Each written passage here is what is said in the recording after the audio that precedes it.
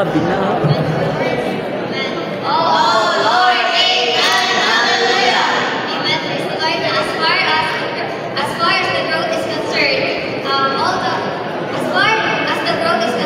all the ministers of Christ, whether planter or water, are all nothing, mga igsoon.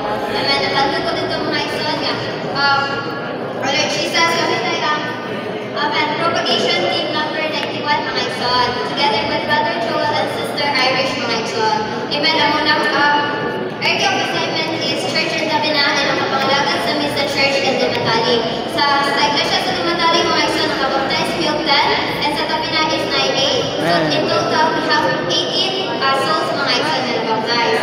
So number of meetings established, we have 3 home meetings and we recovered isang adornment saints, mga igsoon. And we have 4 prospect trainings.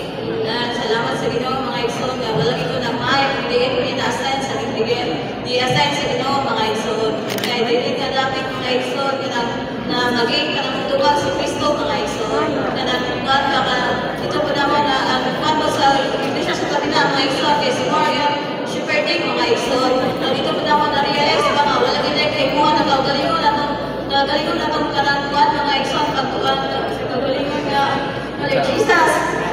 Nagagalingon nga, parang kuwan, makanay kamot, mga igsoon.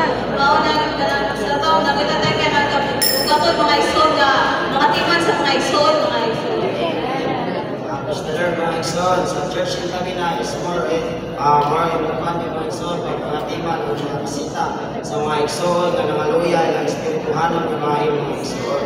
So, lugang sa mga pag-apo, mga igsoon, na ma-re-establish ang district dito, mga igsoon, na nipay na sa nawala, mga igsoon. So, mga igsoon, hindi kita mawala sa itong mga pag-apo, hindi siya sa Tabina, ma-establish to malapit sa next ng mga bus ng mga igsoon.